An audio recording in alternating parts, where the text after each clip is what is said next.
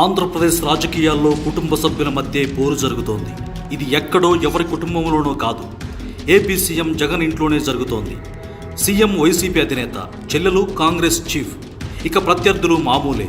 Matter ఏంటంటే చెల్లెమ్మ అన్నయ్యను నిలదీస్తోంది, ఇష్యూను పట్టుకొని ఎండగడుతోంది. నోటికి ఎంత మాట వస్తే అంత మాటను తోటాలా వదులుతోంది. ఇక తప్పదనుకున్నారో ఏమో, సీఎం కూడా చెల్లెల మీద అంతకు మించిన బాణాన్ని వదులుతున్నారు. ఆ బాణమే భారతమ్మ. ఎస్, ఆడపడుచుకు వదినమ్మే కరెక్ట్ అనుకున్నారో ఏమో, పులివెందుల వీధుల్లో భారతమ్మ ప్రచారం స్టార్ట్ చేశారు.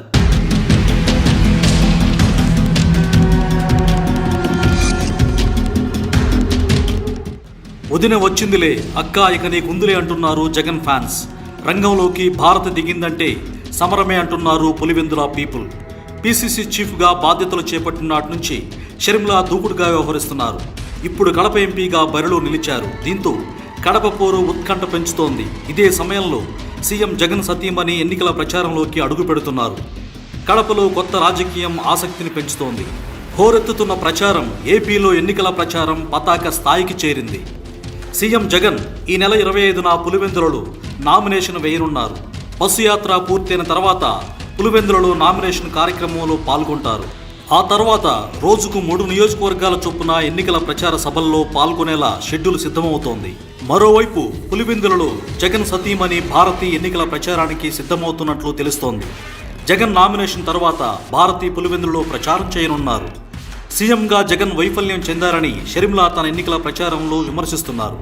ఈ సమయంలో భారతి కడప జిల్లాలో ఎన్నికల ప్రచారానికి వస్తుండడంతో జిల్లా రాజకీయాల్లో ఆసక్తి పెరుగుతోంది. జగన్ కడపలో జరిగిన సభలో వివేక హత్య గురించి ప్రస్తావించారు. షర్మిల సునీత గురించి ప్రస్తావించినా ఎక్కడా విమర్శలు చేయలేదు. ఇప్పుడు భారతి సైతం వైసీపీ అభ్యర్థులకు మద్దతుగా ప్రచారం చేస్తారని, షర్మిల గురించి ప్రస్తావన చేసే అవకాశం ఉండదని పార్టీ నేతల అంచనాగా కనిపిస్తోంది. అదే సమయంలో భారతి ప్రచారంలోకి దిగితే షర్మిల ఎలా స్పందిస్తారనేది కీలకంగా మారుతోంది. దీంతో కడప కేంద్రంగా చోటు చేసుకోనున్న ప్రచారం ఎన్నికల వేళ ఆసక్తిగా మారుతోంది.